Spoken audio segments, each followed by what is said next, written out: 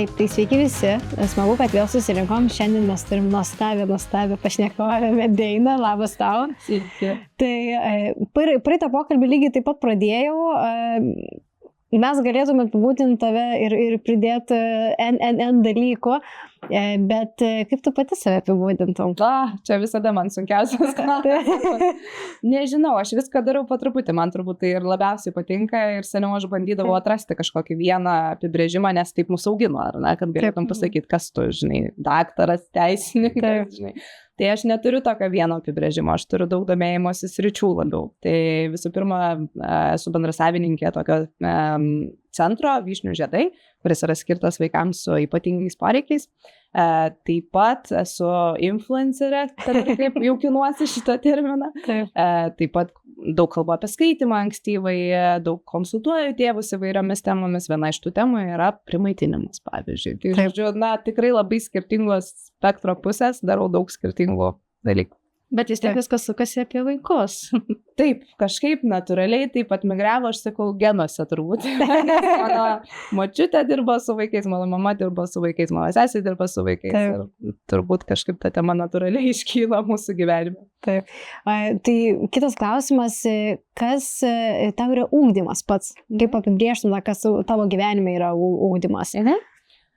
Turbūt labiausiai tai man susiję su ta savoka mokymosi visą gyvenimą, ar ne? Nes įprastai turbūt seniau, ar ne, mes tą ugdymą matėm kaip apribota tik tai mokyklos siena, ar ne, ir kad tai buvo traktuojama ugdymu. O dabar, man atrodo, tikrai išsiplėtusi ta savoka. Tai ugdymas yra ir ugdymas namuose, ar ne, tobulėjimas, pažinimas naujų dalykų. Taip. Ir ugdymas mokykloje, ugdymas keliaujant su vaikais, ugdymas, tikrai visą gyvenimą besitęsintis reikalas. Ir turbūt tai ir svarbiausia vaikams kažkaip įdiegti šiais laikais, kad nesibaigia jisai uždarius mokyklos duris. Tas labai svarbu iš tikrųjų, nes, kai sako, nemėgstu mokyklos, tai taip atrodo, tai kas ten toj mokykloje yra taip, kad tu nemėgsti būtent pastato, nemėgsti veiklos, nes kaip ir sakytas, ugdymas yra visur. Ir per visur. Jo, ir čia turbūt labiau net ne apie vietą ir turėtų būti, o apie tokį būvį, ar ne, savo psichologinį, kaip tu matai gyvenimą. Tai apskritai man labai patinka, kai mes ir su vaikais kalbamės šeimoje, tai visą laiką kalbėti apie smalsumą, ne, kad gyvenimas yra smalsumo turėtų būti vedamas, ar ne, ir kad tik taip žiūrėdamas į gyvenimą, tu gali jį, manau, visavertiškai gyventi, nes kitu atveju, žinai, užsidarai savo kažkokį burbulėlį ir ten ir vendi tame, o smalsumas tave atveda visi naujus kelius, kaip mane. O kaip sužadinti tą smalsumą vaikuose? Nėra turbūt vienareikšmio atsakymo, kaip ir niekame su vaikais, nes kiekvienas vaikas yra skirtingas ir kiekvieni tėvai yra skirtingi ir dar santykis su vaiku. Tai ten labai daug dinamikos ir tas smalsumas, žinai, kaip pasakoja apie tą žmonės savo gyvenimo istorijas, tai dažniausiai ir būna, kad kažkoks įvykis nutiko, ar ne, arba kažkoks mokytojas buvo, kuris uždegė. Kartais tėvai, tai būna tie uždegantis liepsnelę. Tai turbūt vienas dalykas, vaikai labiausiai mokosi iš pavyzdžio, kaip mes visi puikiai žinom. Tai pirmiausia patiems būti smalsiem, rodyti, kaip mes tai kiekvieną dieną praktikuojam, o tada jau turbūt atliepti vaiko smalsumą, skatinti. Tada, kai matom, kad vaikas kažko domisi, kad jam patinka kažkokia sritis, kad kažkas įdomu, tai ir į ją nerti, bet ir kartu po truputėlį taip švelniai plėsti, ką dar galim pasižiūrėti, kas dar pasaulyje yra įdomaus.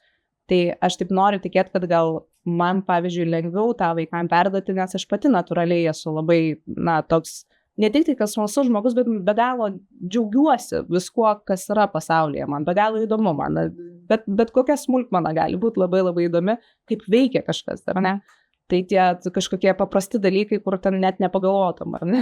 Taip. Tai kaip pradedi turbūt vaikam rodyti tą magiją paprastose dalykuose, kad tai nebūtinai turi būti kažkokia tavo aistra, ar ne, gyvenime, kad viskas yra įdomu. Tai turbūt per tai ir atsiranda kažkiek, ar ne, tos smalsumo. Tai bet mano vyras irgi toksai yra ir jisai geba labai daug tokių, būtent kaip veikia dalykai paaiškinti vaikam geriau negu aš dažnai. Tai irgi, manau, labai prisideda prie to tokio noro žinoti, kaip pasaulis veikia, ne, ir kada gal įdomiau gyventi. Ir mokytis. Taip. Kaip pačios prasidėjo tie žingsniai švietime, ugdymo vis tiek, kai turi vaikų, vyksta tai automatu, manau, kiekvienai. Bet kaip tie žingsneliai prasidėjo pačią švietimo sistemą? Tai aš toks tikrai esu švietimo neformalai, nes aš neturiu jokio išsilavinimo konkrečiai ten ir juokiamės su mūsų bendrai kūrėja Vyšnių žiedų. Jinai sako, žinai, bet tavo žinios ir bagažas žinių yra dažnai didesnis negu direktorius, su kuriais aš dirbau, žinai, mokykloje. Sakau, man tiesiog tai yra labai įdomu. Tai va dabar, kai Kinija paskelbė tą apribojimą, kad nebegalės Instagrame influencinti žmonės, kurie neturi universitetinio diplomo, aš sakau, labai dažnai tai nebūtinai yra kriterijus. Kad ir kaip norėtume, kad būtų, bet net tokiose labai rimtose sritise, ar ne, gali būti ne visada tai kriterijus, jeigu žmogus netobulėja, vėlgi, ar ne, jeigu nėra to visą gyvenimo mokymosi. Medikam tai labai svarbu, ar ne? Ir medikas, kuris išmoko savo kursą universitete ir nieko nebesidomėjo visą likusį gyvenimą, nežinau, ar tai vis dar galima vadinti gerų specialistų. Tai taip yra, aš manau, iš vienos pusės yra tas fundamentalusis išsilavinimas ir jisai yra svarbus, bet iš kitos pusės turbūt vėlgi labai svarbus smalsumas. Tai su švietimu aš visą laiką buvau kažkaip taip viena koja prisilietusi dėl to, kad aš kai buvau labai jauna, aš pradėjau dirbti auklė 14 metų, tada mane taip natūraliai sesė įtraukė dirbti mokykloje mokytojas padėjėja.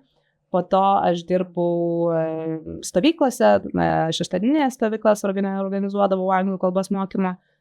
Tada, žodžiu, vaikų linijoje savanoriavau visą laiką kažkaip taip su vaikais, bet tada kažkaip atitrūkau, nes kai norėjau studijuoti, pasirinkau žurnalistiką. Atrodė gal dinamiškiau, įdomiau, tuo metu tai buvo. Ir tada iš žurnalistikos nuėjau komunikaciją ir ilgai taip dirbau grinai, jau mano profesinė karjera tokia tikroji buvo komunikacijai labiau. Ir po to, kai gimė jau mano dukros, su berniukais dar kažkaip mažiau prie to švietimo temos liečiausi, tik tai domėjimuosi bendruoju, nes šiaip ugdymas man labai įdomu ir kaip auginam vaikus, man tai buvo labai svarbu visą laiką, bet kai gimė mergaitės, tai buvo jau toks gal labiau struktūruotas priėjimas prie to, kad tikrai man tai darosi labai įdomu ir aš tikrai noriu su to daugiau dirbti. Tai ir tada, bet vėlgi, sakau, aš nieko kažko labai struktūruoto nedariau, labiau ėjau per tai, kad skaitimą populiarinti, man tai labai įdomu, tada pradėjom bendradarbiauti su Mažvydo biblioteka ir daugybę projektų skaitimo, tai čia irgi yra toks mano ambasadorystės arkliukas, manęs tai labai svarbus ir aš labai noriu, kad Lietuvoje vaikai skaitytų. Ir tada susitikom su Anastasija ir nusprendėm, pradėjom kalbėti ir supratom, kad ir jinai viena ir aš viena nebūtume to padariusios, bet abi dvi kartu norėjom padaryti. Taip. Tai va tada jau atidarėm mūsų centrą. Tai va toks, nežinau, kelias banguotas kaip ir visai. O kodėl būtent centras yra skirtas specialiesiems ugdymosi poreikius turintiems vaikams, taip? Ir taip ir ne. Jeigu taip konkrečiau, mes taip trumpai sakom, kad ateiti į mūsų centrą nereikia jokios diagnozės. Tai yra ne klinikinis centras, tai yra gyvenimo įgūdžių ugdymo centras. Tai iš esmės, jeigu mes jaučiam, kad vaikui reikia emocinės paramos ar pagalbos, ar ne, tėvai jaučia, ar mokytojai patarė, vaikas turi dėmesio sutrikimų, vaikas tiesiog nesusitvarko ar su mokykliniu krūviu dėl tam tikrų dalykų. Bet lygiai taip pat, jeigu yra raidos kažkokių problemų, tai tikrai visada gali pas mus ateiti. Mes su Laima čia diskutavom dėl pavadinimo, mums labai įdomu sužinoti, kodėl būtent toks, nes ir vienaip ir kitaip bandėm ieškoti ryšių, niekaip neradom. Tai žinokit, labai paprasta, čia nėra jokios magijos, tiesiog visa mūsų sistema, kurią mes dirbam tokia sena, paremta, labai rimta mokslinė sistema, jinai yra paimta iš mokyklos, su kuria mes glaudžiai bendradarbiaujam, kuri vadinasi Cherry Garden School. Bet labai gražus pavadinimas. Tikrai toksai, kaip ir nenusako pačios idėjos, bet jisai toks traukia, tiesiog traukia, iš tikrųjų, nestandartiškai, tai nežinau, centras kažkoks, būtent kažkas taip specifiškai, taip. Labai patiko ir nieko labai galvoti nereikėjo, žinai, jau buvo ir jie neprieštaravo, norėjo kaip tik, kad mes turėtume tą sąsają, nes jie mus ir apmokė ir mes kartu bendradarbiaujam. Ir jo, kažkaip norėjosi, kad tai būtų toks, žinai, kaip ir turbūt daug ugdymo įstaigų pasirenka, kad tai būtų augimas ir taip toliau. Bet irgi vienas iš dalykų, ką gal mažiau žmonės žino, kai mato mūsų pavadinimą, bet ko mažiau žino, tai kad visa sistema yra to paremta. Kai jau tėvai ateina pas mus, jie, pavyzdžiui, gauna jau tokią stebėjimą vaiko progreso, tai viskas yra vadinama branches, šakelėmis, ar ne? Ir tada vaikas auga ir auga jo lapeliai, šakelės ir mes taip ir stebim progresą. Tai yra tam tikra prasme ir vizualinis toks žemėlapis, kur tėvai gali pasižiūrėti, kur jų vaikas šiandien yra, kur mes norim išaugti, ar ne, ir tada sekti šitus. Kaip nuostabu. Nečiupas ne. Ir netgi prieš kelias dienas story mačiau Instagrame, kur kalbėjot, kad vaikui duodat apsiprast su aplinka, nėra taip, kad iškart, kai būna, šiaip ateina, sėdi, viskas mokomės, čia dabar ten, jeigu pas logopediją tariam garsus, pas jūs yra tas dar toks adaptacinio davimas laikotarpio. Tai turbūt vienas iš tokių labai esminių dalykų, kai mes pradėjom kalbėti su Anastasija, tik tai jau tam pradinėse fazėse visiškai mes norėjom, taip susėdom ir norėjom susilygiuoti, kaip mes ideologiškai atitinkam. Turbūt kaip porose reikėtų padaryti, žinai. Tai mes susėdom ir žiūrėk, kaip tu žiūri į tai, kaip tu matai ugdymą, kas tau svarbu. Ir kad tikrai, kiek galėtume apsidraustume nuo ateities kažkokių išsiskirimų nuomonių, tokių esminių, žinai.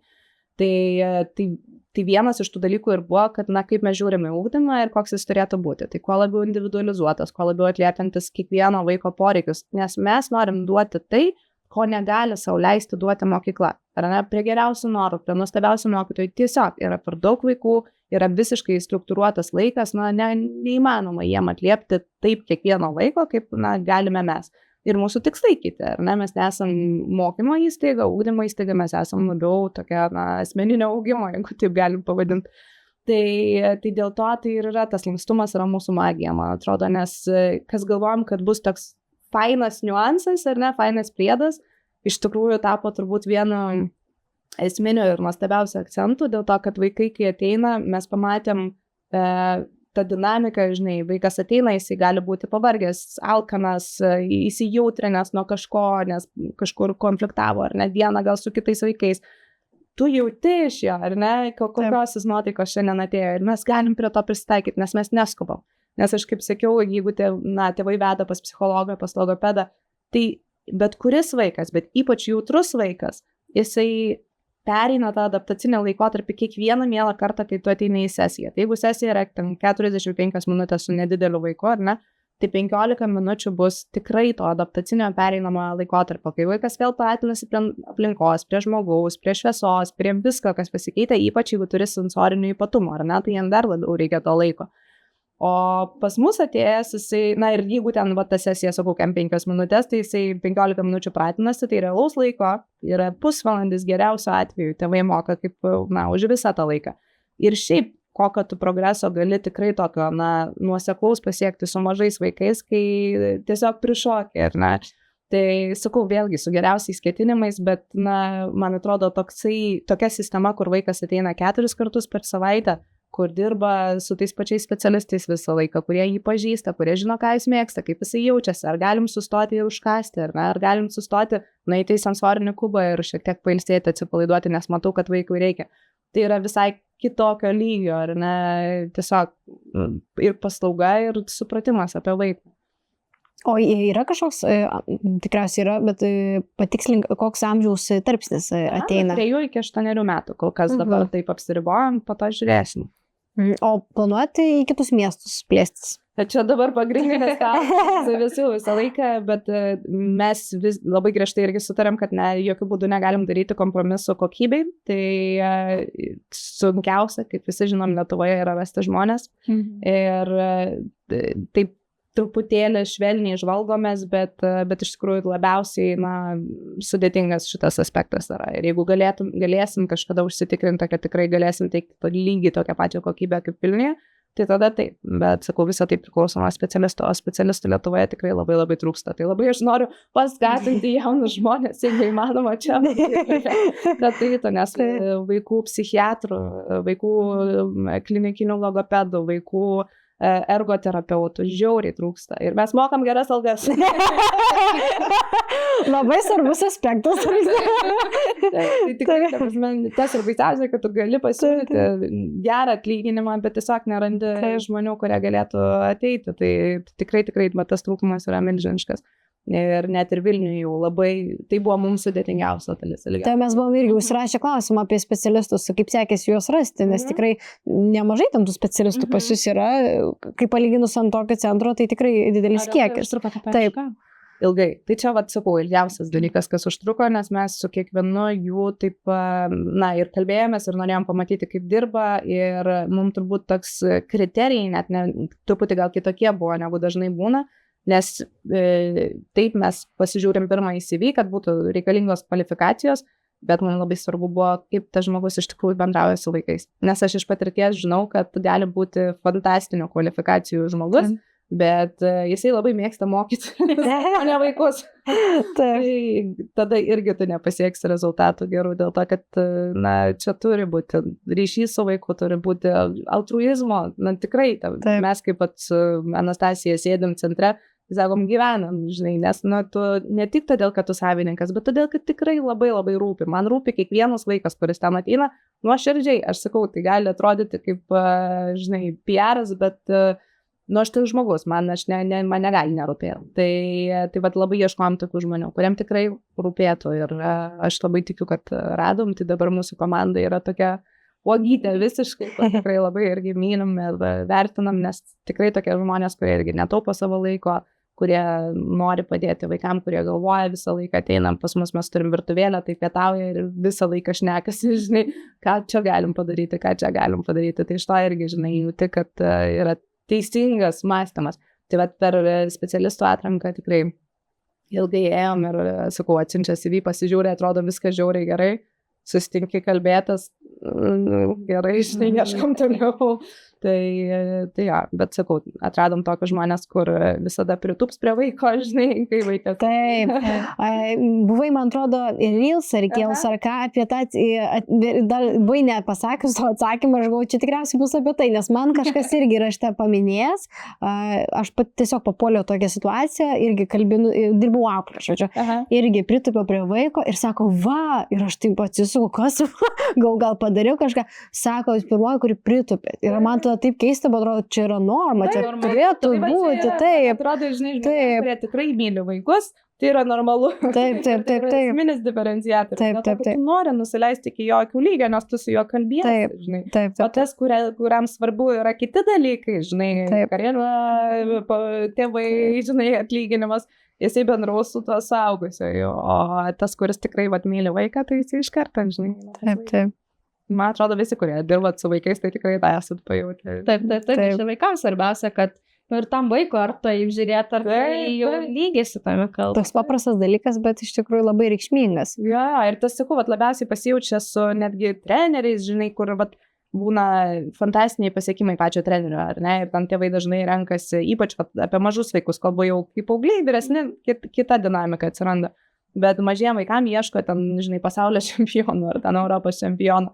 Ne to turi ieškoti, nes gali būti geriausias pats sportininkas. Kartais, aišku, būna ir kartu, žinai. Kartais jie moka su vaikais irgi. Bet pirmiausia, žiūrėk kaip su vaiku, žinai, kokį prieimą, nes ypač kai eina į sportus nuo 4, nuo 5 metų, žinai, ar bet kokį kitą būrelį sportą. Tai čiagi visiškai yra puculis, su kuriuo reikia atrasti kontaktą, žinai, kuriam dar nėra jokios ten meistrystės. Taip. O pačiose mokyklose vis tiek tų specialių ugdymosi poreikių mokinių yra daug ir bendrai, kaip sakai, ir be diagnozių yra daug. Tai kaip ten tau atrodo, kaip ten turėtų vykti ugdymas? Ar turėtų kažkas keistis iš esmės? Taip, turbūt tikrai iš esmės ir ta sistema iš tikrųjų, pagal kurią mes dirbam, tai jinai paimta yra iš mokyklos Anglijoje, tai kuria jau yra ten ta sistema išdirbusi iki tobulumo, bet šiaip pati bazė sistemos naudojama Anglijoje nacionaliniu lygiu. Tai yra tiesiog, visų pirma, tu adaptuoji kriterijus, pagal kaip tu vertini vaiką, tu jam keli kitus reikalavimus, jeigu jis tikrai turi raidos kažkokių ypatumų, tai tu negali jo atstatyti į tą pačią dėžutę kaip kito vaiko. Tada be abejo, jam reikia kitų įrankių, būtent, kad tai yra, kaip mes sakome, mūsų centre, vaikas neina pas logopedą, kol jisai negali sureguliuoti emocijų, nes kaip jisai dirbs su jau tokiais struktūriniais dalykais, edukaciniais dalykais, jeigu jo dar emocijų reguliavimas nėra vietoje, jeigu jis negali išsėdėti, susikaupti, apie ką mes galim kalbėti, kokį darbą, Tai iš tikrųjų, na, pirma problema turbūt yra sistemos apskritai, kaip galėtų mokytojai kelti tas vėliavėlės ar ne ir pasakyti, kad tikrai šitam vaikui reikia papildomos pagalbos, tada kaip ta papildoma pagalba būtų struktūriškai suteikiama, kaip sekamas tokio vaiko progresas ar ne, vėlgi. Ir jo, nu, kad tai yra tiesiog reikia daug daugiau. Visiems vaikams, aš manau, šiaip jau švietimo sistema, man atrodo, apskritai turi kažkiek keisti su laiku ir mes matom tai, ar ne, kad, na, nebeužtenka to, kaip funkcionuoja. Aš nežinau, ar jūs tą jaučiat, bet, nu, reikia vaikams daugiau ir psichologinės pagalbos, ar ne, gebėjimo susitvarkyti su emocijom. Dabar visas tas krūvis tenka mokytojam, ar ne, jeigu va pradinio klasės mokytojas, tai jisai yra ne tik tai mokytojas, bet dar ir psichologas, gyvenimo įgūdžių dėgėjas ir taip toliau. Tai turbūt ta komanda ir supratimas apie tai, kas turi dirbti mokykloje, turėtų plėstis.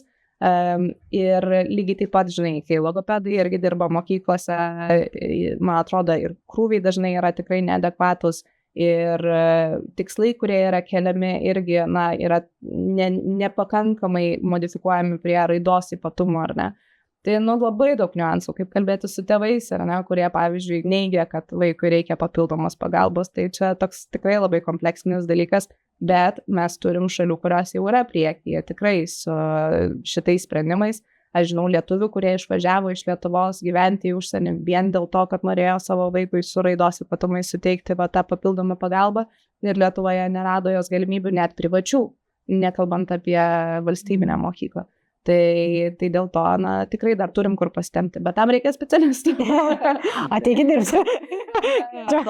Ir tikrai specialistam netrūksta darbo, aš sakau, ką matau, vat, kas dirba logopedai, ergoterapeutai. Ne, visiškai netrūksta. Psichiatrai vaikų, tai viešpatie, jie tik tai spėja suktis. Tai čia tikrai tokias sritis, kur nevargstis. Bet man atrodo, pastaraisiais metais ir stoja daugiau iš šitas sritis. Taip. Dabar, jo, didesnis stojimas, bet ir galimybės yra sudarytos geresnės, nes dabar studijų programa yra, man atrodo, VDU ir VU, jeigu neklystu. Per metus dviejus gali pasibaigti būtent kaip ant viršaus, kaip čia pasakyti, tai papildomai tą kvalifikaciją ir kadangi mokslas nemokamas, daug kas renkasi, aišku, ten yra atranka, bet tikrai labai puikiai galimybė mokytojų, jeigu nori, nežinau, turi pradinį ugdymą, išsilavinimą arba net iš kažkokios kitos srities, tikrai tą kaip ant viršaus sakau pasibaigti. Jo, aš girdėjau, kad logopedija būtent galima. Ir specialiam pedagogui, logopedui ir dar, man atrodo, kažkam. Man atrodo, šiaip mokytojai gerai turėti, vis tiek jau tų vaikų daugėja, niekur nepabėgti. Ir turėti papildomai tas žinias logopedijos specialiosios, tai čia tik pagalba tau dirbti yra šitie dalykai. Taip, vienareikšmiškai. Bet net ir žiūrint tuos raidos ypatumus, ar ne, aš kiek irgi kalbu su logopedais, retas logopedas Lietuvoje žino, pavyzdžiui, sistemą, kaip dirbti konkrečiai su autistiškais vaikais. Jie žino, kaip dirbti, na, su įprastai, ar ne, bet kai yra kažkokie spektro sutrikimai, jie nežino, kaip adaptuoti savo programos, nes jie išmoko taip, aš nežinau, ar jos ten yra bent jau koks kursas, kur, na, atskiras modulis, žinai, kur pamoko, bet šiaip ta sistema dažniausiai, kur yra tokia kortelių sistema, žinai, jau išvystyta irgi pasaulyje, būtent vaikam, kurie yra spektre, tai Lietuvoje aš kol kas dar nesutikau logopedo, kuris, pavyzdžiui, žinotų, kaip dirbti. Tai, na, tai dar ir tokių niuansų. Tai, pavyzdžiui, mes jau centre mes galim apsimokyti, nes čia yra tik tai jau toks papildomas žingsnis. Bet iš tikrųjų irgi tokia žinutė logopedam, kad, na, tikrai to reikia ir kad labai labai trūksta žmonių, kurie tą žinotų. O tai galima nusipirkti ir užsienį, papildomą kursą, tą tikrai nekainuoja ten karvis ir duos papildomą tą konkurencinę pranašumą dėl to, kad tikrai labai labai reikia vaikam. Sakau, ypač su raidos ypatumais. Taip, nes mokyklos iš tikrųjų dabar daugėja ir sparčiai daugėja. Ir kaip sakai, kad didelis krūvis tenka mokytojui tą visą suvaldyti ir kartais mums pačiom reikia pagalbos, būtent tą suvaldant. Ir ne visos mokyklos net padėjėja mokinio tau duoda, kad padėtų. Taip. taip, dažniausiai mano mama dirba mokinio padėjo, nuo šių metų įsidarbino, vis iš kitos ryties, iš nekilnojamo turto, bet jai taip patinka vaikai, taip myli vaikus, sako, aš pabandysiu, pabandyk. Tai nuėjo ir grįžo, sako, koks sunkus darbas, sakau, tai, ir sako, bet kiek mokytojai daro, iš tikrųjų, sako, tai manęs nebūtų, tai sako, ta mokytoja su jais visais turėtų, sako, kažkaip dirbti, sako, tai va būtent tas ir yra, ir trūksta, ir ne visada mokyklos suteikia tas padės, nors atrodo, ateina pagal išvadas vaikai, turi rekomendacijas turėtų, bet tiesiog išteklių nėra, resursų nėra, specialistų nėra, tų pačių padėjėjų, kiek trūksta irgi. Ne visi nori dirbti ir ne visi gali dirbti su tokiais vaikais. Jiems patiems reikia ir kantrybės, ir žinių, ir patirties. Ir kai ateina, va, taip pat, mano mama iš vis ne iš tos ryties atėjus, sako, nu čia reikia mokytis. Tai ir kursus praėjo ir viskas, sako, aš bandysiu suprasti, žinot, skaityti, kad būtų ir pačiai lengviau dirbti, ir tam vaikui būtų geriau. Žinai, kaip prieiti prie tokio vaiko, automatiškai neeksperimentuoju jau konkrečiai. Taip, bet kokiai srityje, žinai, kai tu žinai, tai yra įrankis. Taip. Lengviau, žinai, tada nespėlioji. Jo, man atrodo, žinai, dar ir sakau, va, ta dalis, apie kurią irgi dažnai nutylima, yra tėvai, kurie nenori pripažinti, ar ne, ir tada iš vis, būtent, kad nėra jokios sistemos, kur galėtų gauti vaikas padėjėją, tada visas tas krūvis yra ant mokytojo, ir dar mokytojas lieka kaltas, kodėl jisai, žinai, taip. Man vieni tėveliai, atsimenu, pasakė, mano mergaitė išmoksta skaitytojai, visiškai disleksija, bet ten, bet kas iš šono pamatytų, kad tai yra tai. Ir jie iki vadovų nuėjo mokyklos, kad šitą mokytum reikia keisti, nes neišmokina vaiko skaityti. Ir kad atrodo, tu teiki rekomendacijas, viską, kad čia bandai per aplinko, dar taip gražiai atrodo, kaip ir suprantu, kad tėvam yra skaudu tai girdėti ir tai yra labai sunku, tai bandai kažkaip labai taip atsargiai. Bet taip atrodo, viską darai ir vis tiek lieki kaltas, nes neišmokinai, o tiesiog tu fiziškai negali, nes galbūt, kad tas ir žinių praktikos trūksta, o dažniausiu atveju tiesiog papildomos pagalbos iš išorės. Bet žinai, apskritai, man atrodo, tas labai irgi norisi ir tėvus pasiekti, nes dažnai gyvenimas tame neigime, jis yra daug žalingesnis visiems, kurie yra toje situacijoje, negu pripažinimas. Dėl to, kad ką tai reiškia, kad ir nei vaikas, nei tėvai nesulaukia papildomos pagalbos ir kad problema tik umėja, jiems blogėja, jiems įsisenėja. Taip. Tai iš esmės, kuo anksčiau mes vaikui suteiksim pagalbą, tuo mes galim geriau suvaldyti situaciją, tuo mes galim vaikui duoti daug geresnius įrankius, kuo anksčiau mes juos duosim, tuo jie geriau veiks, tuo vaikui bus lengviau ar ne, juos pradėti taikyti. Tai ankstyvosios tos intervencijos jos yra pačios naudingiausios, ar ne? Ir kai aš matau labai dažnai tėvus ten, kur vaikas dar nekalba 3 metų ir tėvai nebuvo, pavyzdžiui, niekur apsilankę, ar ne? Maždaug aš irgi nekalbėjau 3, viskas tam vaikai bus gerai. Augau. Tai čia paveldėta. Tai aš sakau, ar žino tas istorijas, žinai? Dėl to, kad jos baigėsi gerai. Visi pasakoja, ten labai protingas profesorius, žinai, pradėjo kalbėti 3.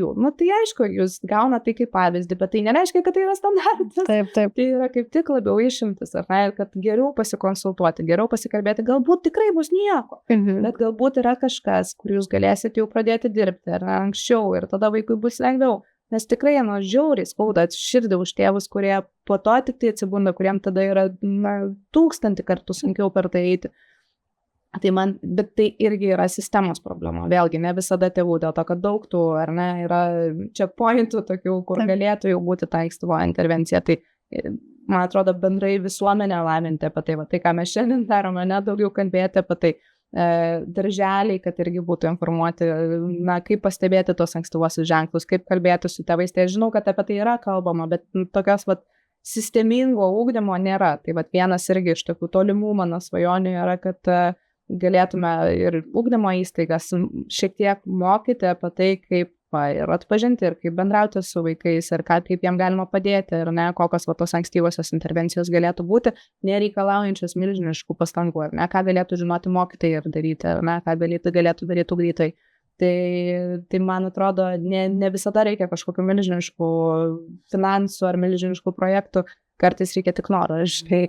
Ir tai šitas, man atrodo, labai, labai svarbus, kiek galima suteikti įrankių žmonėm tokių paprastų, ar ne?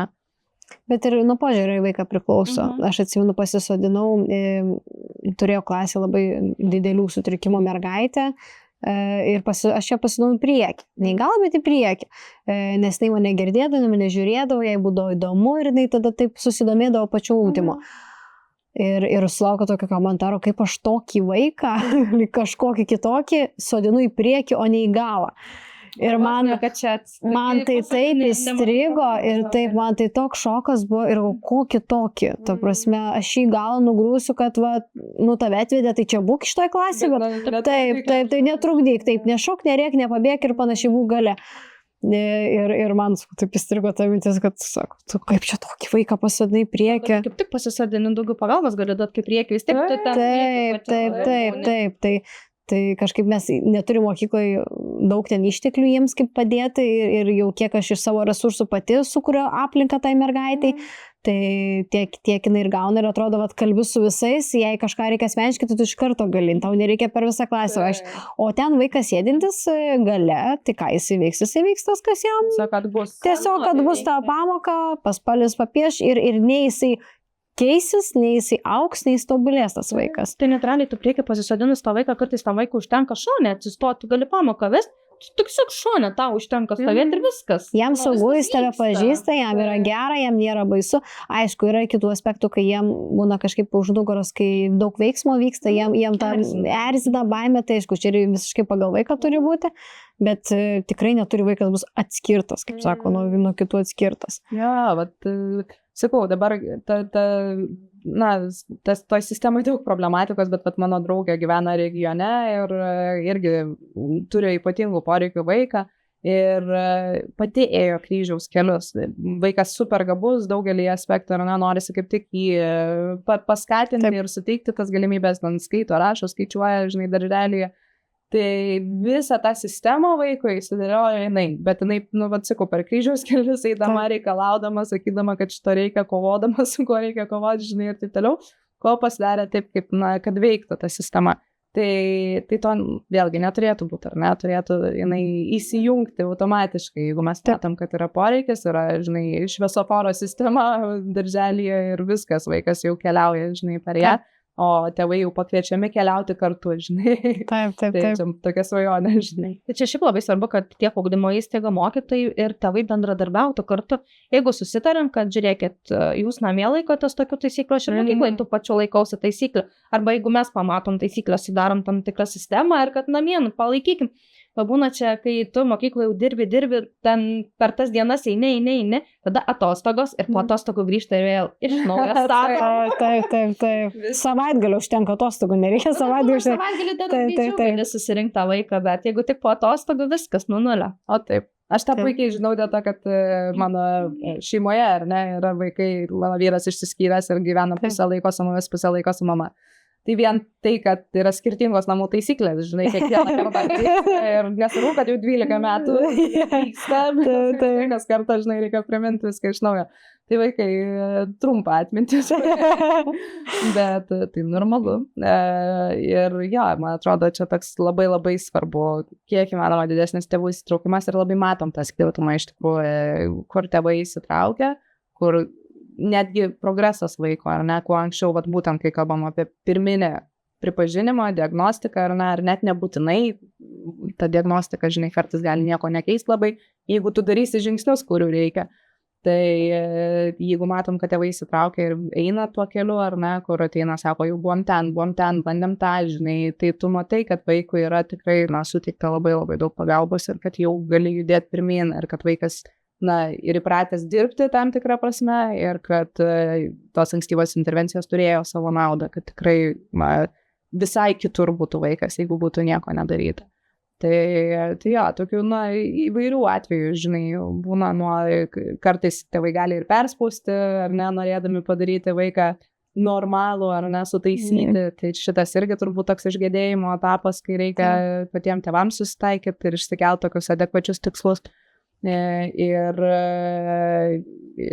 priimti šeimoje, ir tie vaikai fantastiški, kokį jie kūrybiškumą, kokią empatiją gali turėti, tikrai tai yra nuostabūs, žmonės, kurie labai labai daug gali duoti visuomeniai, jeigu mes, kryptingai, suteiksime jiem įrangą. Ir galimybės. Diagnozės šiaip labai dar tuo atveju, kada, pavyzdžiui, tėvai nesikreipia diagnozės, nes jiem atrodo, kad Čia pasaulio pabaiga. tas mirksės ant kaktos visą gyvenimą. Taip, ir iš tikrųjų, pavyzdžiui, mokyklose, jeigu aš skatinu visada tėvus kreiptis, tikrintis, nesakau, jūs žinos tą informaciją, mums neateis taip, kaip ten Facebook'o žinutė, sakau, mums priminimas, šitas gavo tą diagnozę, tai žinai, sakau, mums notificationas neateis, sakau, jūs žinos ir jūs arba atnešit mums tą informaciją, su kuria mes galėsim bandyti dirbti, arba net nešit ir viskas. Ir, o jiem kažkaip, vat, kaip tu sakai, atrodo, degs ant kaktos, vaikas ten turi, taip, ir kad nebesigaus nei mokyklos pabaigti, nei kažką pasiekti. Jo, va čia turbūt esminis momentas, kur norisi pakeisti tėvų požiūrį, kad tai, kad žinot, daro tik geriau, o ne blogiau. Kad būtent žinojimas suteikia įrankius, tu žinai, ką daryti, kaip spręsti ir taip toliau. Bet vėlgi, aš labai suprantu tėvus, dėl to, kad tikrai turiu pažįstamų, kas ėjo per tą procesą, tai yra net ir su vėlgi geriausiais norais, tai yra žiaurus procesas. Man, ta prasme, tu sėdi ir tavo vaiką ventina, žinai, ir tai yra skaudu, tai yra sunku, tai yra, ta griūva visas pasaulis, kurį tu susikūrė, ar ne, ko tu tikėjai, kai tu laukėsi, kai tu galvojai, kokia ta ateitis bus, žinai, staiga viskas šipulius subyra, atrodo tuo metu, žinai. Ir po to tik tai pradedi rinkti po gabaliuką, žinai, ir žiūrėti, kad žiūrėk, gal ir nėra tai blogai, žinai, bet tam reikia laiko, ir tam reikia pagalbos, ir tam reikia palaikymo, ir tam reikia to viso kaimo, žinai, kad tikrai vestų tave už rankos. Vienas turbūt skaudžiausių dalykų, ką aš matau, kiek subyra mamos. Prasme, tikrai aš matau mamas, kurios dar tik, pavyzdžiui, pradėjo tuo keliu, jos, kai neturi jokio palaikymo, ar ne, mes įsivaizduojam, gerai, yra ten psichologų, yra logopedų ir ergoterapeutų, tikrai gali susirasti Vilniuje, kur važinėti, bet mamos neša visą tą naštą dažniausiai, ir retai tėčiai prisideda, kad ir kaip tam būtų, ir mamos vežioja pas visus šitus specialistus, mamos dar turi kitų vaikų, ar ne, jos bando prie jų prisitaikyti ir prie tų prisitaikyti, jos dirba vairuotojam, jos ugdo namuose, jos nemiega, nevalgo, jos yra išsekusios, pervargusios, nėra jokios, sakau, bet tos palaikymo sistemos kaimo, kuris padėtų jom tokiose ypač situacijose. Visom mamom reiktų. Bet jo, tai yra tokie vienišiausios mamystės laikai turbūt, kokių niekada nebuvo. Ir ypač jeigu reikia, sakau, kažko papildomo, tai tada iš vis tos mamos yra persitempusios iki paskutinio. O dar ir šiaip niuansai, ar ne, vaiko, jeigu vaikas nekontroliuoja emocijų, ar ne, negali susireguliuoti, vyksta dramos namuose, ar ne, tai yra tu nuolatiniam strese, vaikas nevalgo, pavyzdžiui, ar ne, spektro vaikai tikrai dažnai turi valgymo sunkumų, daugybę tokių momentų, ar ne, kur viskas tenka mamai ir jinai, kas, žinai, kyborgas, kuris gali viską padaryti, tai iš tikrųjų, šitam toj situacijai visai man labai norisi kažkaip ir mamon padėti visada, nes dažnai jos užmirštos, visada ateina, žinai, ir pas specialistą visi klausia pirmiausia kaip vaikas. Tai man visada irgi atrodo labai svarbu paklausti, kaip mama, ir tai irgi medicininė sistema turėtų tą turėti omenyje, žinai, atėjusi paprastą pediatro vizitą, turėtų būti kažkokie saugikliai, kur sako, žiūrėkit, o kaip jūs. Aš atsimenu, man pagimdė, manęs paklausė, aš apsivergiau. Man gal dar hormonai buvo. Bet jo, aš naujagimį dabar auginu, tai atsimenu, atėjau ir manęs pirmą kartą paklausė, nes per visą tos porą mėnesių niekas neklausė, niekas. Taip, nes kaip jisai, ar jis miega, ar jis valgo, ar jam išeina, ar jam tas, ir dar toks pirmas vaikas iš vis kosmosas. Ir atėjau pas daktarus, ir aš jaučiu, kaip man opelį. Nes tiesiog nieks neklausė iš tikrųjų mamų. Man buvo lygiai tas pats, man labai juokingas situacija. Aš dirbu su vaikų linija ir jie paskambino manęs paklausti, kaip, tiesiog, kadangi mes nuolat bendradarbiaujam, ten, žodžiu, jie turėjo labai gražią kampaniją, kad maždaug jie paskambino ir man paklausti, kaip aš, žinai. Ir aš irgi buvau, mano labai alergiška dukra buvo ir buvo labai siaubingas man laikotarpis, kai antroji gimė. Ir jie man skambina ir jauna tokia, žinai, ta vaikų linijos darbuotoja, kur šiaip tiesiog pliusiuką nori užsidėti. Ir aš jau, nežinau. Ir irgi, visiškai. Ir nežinau, žmogas kaip padėti. Ja, papuoliu. Tai jo, tai iš tikrųjų, man labai ir kartais tu ne kartais, aš manau, kad beveik 99 atvejais tu nesupranti, kaip tau yra blogai. Ir čia yra kažkokia tikrai mamystės migla, dėl to, kad mes tiek susifokusuojame tą vaikulį ir tiek niekas mūsų neklausia. Ir net jeigu ir klausia, yra kažkoks tikrai įsijungia į tą tokį supermoteris, žinai, režimą, kad aš viską galiu, aš viską padarysiu, čia nuo manęs viskas priklauso ir taip toliau. Tai turbūt net neklausti reikia, o reikia, žinai, ateiti ir padėti, sakyti, pasėdė, žinai, aš dabar pagaminsiu žinai, kažko va tokio. Tai jo, mes daug kalbam apie tai ir manau, kad tai dabar kaip trendas, žinai, jau yra, kad ten pagimdė mama ir ten atvažiuokit išplauti grindis ir taip toliau ir visiems tas užsifiksuoja kaip gražus momentas, žinai.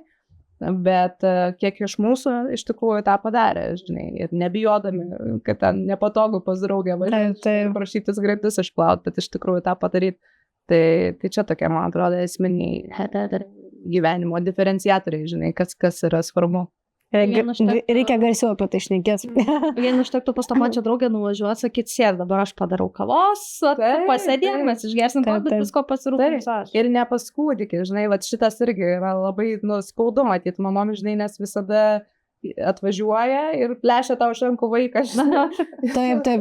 Noriu to vaiko atiduoti, žinai, viskas gerai, gal yra kas nori, bet man tai būdavo, aš noriu tiesiog ramybėj pasidėti, žinai, pasirūpinkit mano vyresnių vaikų, žinai, padarykit man valgyti, sutvarkykit kažką buitį, kur aš ten, žinai, pervargus ir nebeturiu energijos, bet aš visai nenoriu vaikos. Man buvo ta frazė, kai sako, aš paimsiu vaiką, o tu pamiegot, pailsėt, o jie sako, aš gal ir man išeina, užmėgti, aš galvoju, kaip ten tą vaiką laiko, ar ten jam viskas gerai, o jis dar verks pradeda, o Dieve, jis verkia dabar, aš einu paimsiu vaikas. Man tas poilsis, aš su juo galiu ant rankų pailsėti, bet tiesiog visas pasaulis aplinkui yra chaose dabar. Ne aš chaose, bet aplink pasaulis. Tai jo, iš tikrųjų. Tai... Ja, bet tam reikia drąsos, žinai. Tai va, atvažiuoti pas draugę ir sakyti, žiūrėk, aš dabar su tavo sudėsiu skalbekį. Taip, tas gražu. Bet čia kaip praeini, tą, man atrodo, supranti. Bet jeigu aplinkoje vaikų neturi, tai jiems, man atrodo, sunku dar tą suprasti. Oi, neįmanoma, manau. Taip. Tikrai neįmanoma, nes aš sesiai padėjau auginti jos 4 vaikus. Ir tikrai taip, kaip savo amžiui, man ten 14 buvo, kai gimė pirmas jos ir po to visą augau kartu, tai daug padėjau kaip savo amžiui. Ir galvojau, kad labai gerai. Auginti vaikus, man viskas aišku. Nes savaitę gyvenau su sesės vaikais. Ir dažnai ten atvažiuodavau, patys vieną kartą buvo, atsakau, mane palikus su 3 vaikais savaitę. Ir buvau tikra, kad visiškai aišku, žinai. Ir tikrai buvo labai sunku, nes aš ir pati jauna, žinai, ir ten dar nežinai vaikų rutinų, grafikų, kas mėgsta, žinai, buvo sunku, eidavau miegoti 8, žinai, tai ta prasme tikrai jaučiausi jau tokia supratusi, ką reiškia ta realybė, jo, bet tai yra, kai tu patiri, kad po tos savaitės niekur neišvažiuosi, žinai, ir kai metais jau latentinis nuovargis, kas yra, žinai, ką reiškia nemiegoti tikrai pusę metų, žinai, ką reiškia nevalgyti, ką reiškia, žinai, kai viskas, visos atsakomybės griūva ir taip toliau. Tai yra tikrai, jo, daug, tu turi tai pajausti ir išgyventi, kad suprastume iki galo. Tai jo, kas iš mano pažįstamų vaikų dar neturi, tai dažniausiai, žinai, minimaliai. Jo, iš tikrųjų. Kalbant apie vaikus, man įdomu, kaip skaitymas atsirado pas jas. Tai neatsirado, visada buvo. Ja, tai ir aš dabar parašiau tokį skaitymo gidą. Taip. Man kažkaip, šiaip aš jį parašiau savo, ne tėvam. Nes dažniausias klausimas, kurį aš gaunu, tėvai nori paprasto recepto, jie nenori žinot, kaip ten reikia tiem vaikams skaityti ir taip toliau, jiem reikia žinot, kokias knygutės supirkti. Jie man rašo ir tai yra gana sudėtingas klausimas, nes jie parašo, 2 metų vaikui, kokias knygutės supirkti. Jūs juokaujat, aš turiu, žinai, atsižvelgti į amžių, atsižvelgti į pomėgius vaiko, atsižvelgti į viską. Tam, kad aš surašyčiau jum rekomendacijas, žinai, man tai užtruktų, gerą pusvalandį. Taip, jei nedaugiau. Taip, tai žodžiu, aš sakau, aš pasidarysiu tokią gidą, kur kai manęs klausė, žinai, šitą klausimą, aš galiu. Linką. Tai iš tikrųjų, aš jį pasidariau savo ir tenai sudėjau visą informaciją, kaip susidaryti tas skaitimo. Tiesiog knygelės, kokias galima įsigyti, yra pradžio tokią teoriją, surašiau, ką galima praleisti, bet šiaip apie tai, kokios skaitimo naudos ir taip toliau. Tai ten pradžioje yra parašyta, kad skaitimas buvo ir mano, ir vyro namų religija. Tai tikrai mes daug kuo skiriamės, kur augom, kaip augom, tėvų vertybės, tam daugybė dalykų, bet ir jo namuose, ir mano namuose esminis dalykas buvo skaitimas ir tam tikrą prasme jis mus išgelbėjo, dėl to, kad kitaip ir pasaulį turbūt matai, kai skaitai, ir raštingumas yra kitas, kai tu skaitai.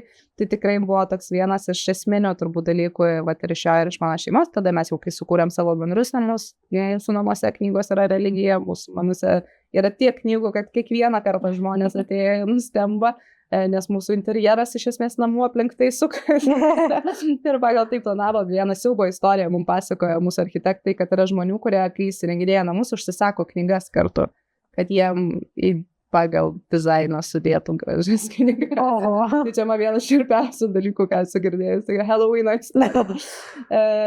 Bet iš tikrųjų mes skaitom tas knygas. Ir taip ir su vaikais, man kažkaip tai labai anksti, net intuityviai, kol dar nežinau, gal visos teorijos, man tai atrodė, kad, iš kur dar gali ateiti, žinai, raštingumas, suvokimas apie pasaulį, tiesiog, o po to jau sužinai apie visas emocinės naudas, ar ne, emocijų reguliavimo, nusiraminimo, neščia jį skaitant, jau yra gerai, ar ne, jinai reguliuojasi šitas spaudimas, širdies plakimas nurimsta, tai yra žiauriai gerai.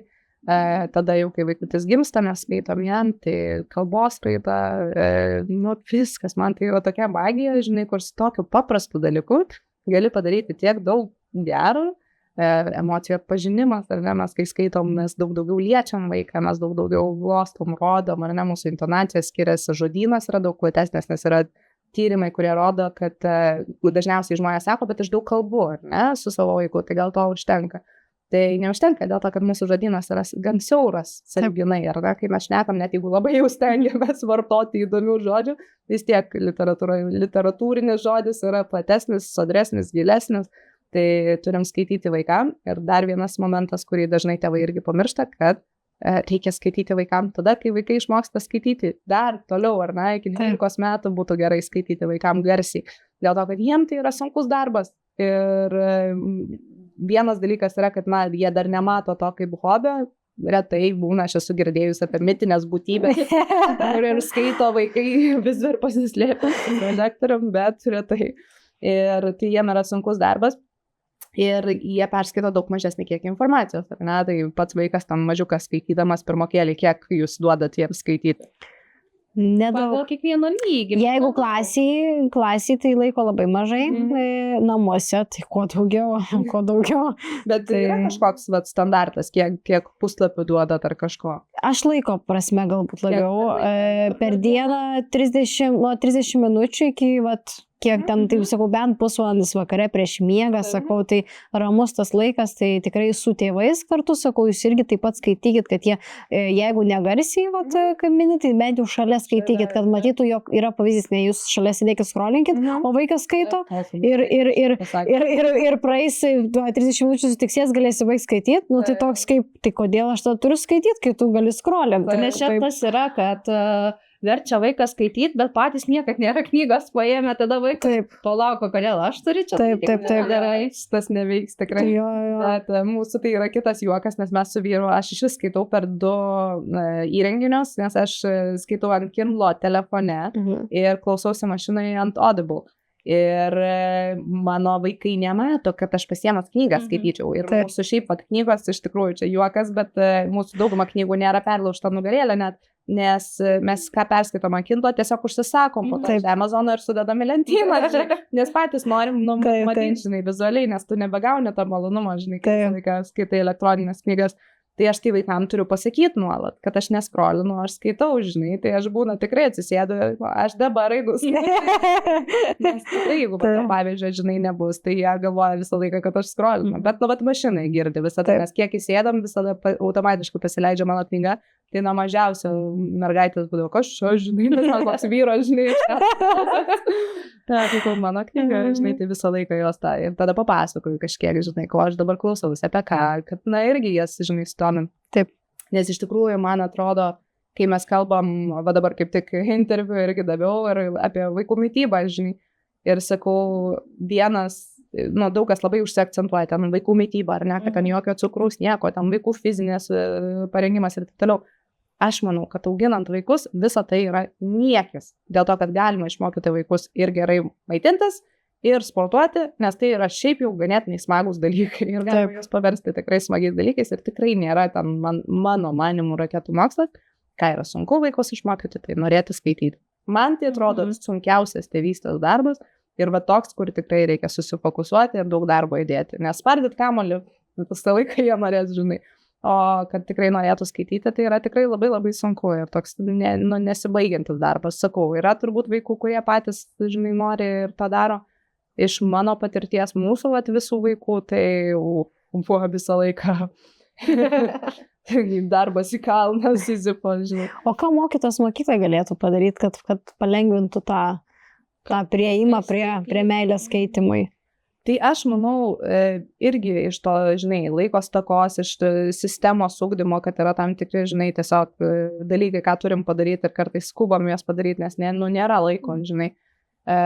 Tai mes labai dažnai pamirštam tai, kad yra ne tik tai skaitimo įgūdžiai, bet yra ir meilė, ar ne, kad kaip sudominti vaikus. Tai mūsų mokykloje labai faina, kad vadina knygų fėja, bibliotekininkė ir vaikai net nuo darželėje jau keliauja į mokyklos biblioteką, važiuoja į bibliotekas mieste, žinai, ir visą laiką šnekasi apie tai. Ir darželis skaito knygas, ar ne, ir kad tai yra tas toks smagus pasakos laikas, o ne kažkoks, žinai, darbelis, kur reikia daryti. Taip. Tai turbūt per tą smalsumo ugdymo atliepimą, žinai, temų, kas vaikui yra įdomu, gal klasės kažkokie konkursai, kad gali pasirinkti, ką nori skaityti, ar ne, visi kartu skaito, kartu aptarė, žinai, tai būtų diskusijos, kad tai būtų kažkoks gamifikavimas šiek tiek, ar ne, kad būtų to elemento, kad turim atrakinti, žinai, kažkokią paslaptį ir tik tai perskaitę tą galėsim atrakinti. Tai visos tos priemonės, žinai, aš jau juokiuosi, kad kartais namie, žinai, aš jau nebežinau, ką padaryti dar su to skaitimu, žinai, ir fortus statau, ir kakavą gaminu, kad tik būtų ritualas, kad tik būtų, žinai, jau įdomu, faina, laikas su mama, žinai, jau čia fantastika. Tai, tai reikia įdėti tikrai darbo ir kol jie maži, irgi čia toks juokingas momentas, kur dažnai su tėvais pagauna, žinai, jau mano vaikas skaito, žinai. Aha, visi vaikai skaito. Iki kol jie nepasiekia tam tikro amžiaus, žinai, ir tada, kai jau patiem reikia pradėti tikrai skaityti, žinai, tada prasideda darbas, o kol visi vaikai būtas mėgsta, žinai, 9%, jeigu tu jiem rodėjai ir žaidėjai su jais ir skaitai jiem, tai 2-3 visiems patinka knygutės. Taip. Bet jo, tikrasis darbas prasideda turbūt nuo 1 klasės, tada antras lūžis į paauglystės metai, kai vėl, žinai, iš naujo tarsi reikia sudominti, nes tai jau kitos temos, kita dinamika. Ir tada jau visam gyvenimui, kad pasiliktų tą meilę, tai čia, žinai, kai pilnametis vaikas jau nieko nepadarysi, gali tikėtis, kad jau sudėjai žinai, visas galadėlės teisingas. O dabar mūsų tam ar tėveliui, ar mamytė, ar mokytojui, kokią žinutę paėgti? Šitie žinai, palėtėm dabar galvą. Svarbiausia. Taip. Nežinau, turbūt niekada nemėgstu, žinai, nei tų kažkokių vienareikšmių receptų, nei vienareikšmių patarimų, dėl to, kad gyvenimas yra labai įvairus ir labai įvairus tėvų, vaikų poreikiai ir taip toliau. Turbūt vienas dalykas, ką aš išmokau iš savo tokios asmeninės patirties, tai kad sunkiuoju būdu išmokau, žinai. Tai 2 dalykai, kad tėvystė nesijustų kaip darbas juodas, ar ne, nes taip jis yra sunkus juodas darbas, bet viską daryti, kad, išsaugotume tas džiaugsmo kažkokias akimirkas ir kad tai būtų vis tiek labiau smagu ir labiau santykis su vaiku, ar ne, o ne čeklistas, kurį reikia užpildyti, žinai, kad išugdytum tobulą kažkokį vaiką. Ir suvokti, kad laikas su vaikais tikrai yra ganėtinai trumpas ir ypač tas toks tikrai jau produktyvus laikas, ar ne, kur jau vaikai faini, su jais galima susišnekėti, su jais įdomu ir taip toliau. Tai yra visiškai kruopelytės palyginus, žinai, su visa gyvenimo perspektyva. Tai turbūt svarbiausia būtent ne kokį projektą, žinai, išugdžiau, o kokį žmogų, kiek man buvo faina su juo, kiek mes susikūrėm šeimos ritualų kažkokiu, ar ne, kurie mums yra svarbus ir kurie, tokie tikrai vertybiški.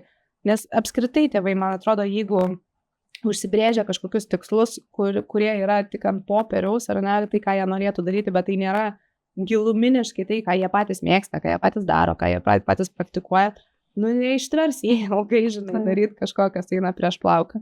Tai turbūt atrasti tą tėvystės džiaivą, žinai, kuris juos pačius labiausiai džiugina ir kur jie geriausiai atranda santykį su vaiku. O visa kita yra niuansai, nes yra sėkmingų žmonių, kur atrodo viskas buvo padaryta ne taip, ar ne, tėvų, ir yra labai nesėkmingų žmonių, kur viskas atrodo buvo padaryta tėvų tobulai. Tai vis tiek yra, žinai, daug sėkmės, daug niuansų, o svarbiausia, kaip praleidom tą gyvenimą kartu, ne? Kokia graži mintis. Ir aš dar įskaitimo temą šiek tiek, tai knygos LT. Tai jie dovanoja knygą. Apie keliones, kaip tik. Tai čia iš knygos LT. Ačiū jums labai. O žiūrovam knygos LT dar turi 5% papildomą nuolaidą. Tiesiog, kai apsiperkat, įveskit į nuolaidos kodą balsas ir prisitaikys jums 5% nuolaidą. Tai va, taip. Ačiū tau dar, kad Ačiū padėjai. Labai buvo labai smagu. Labai gražių minčių išgirdau. Tikrai. Ačiū tau dar. Ačiū labai. Dėkui.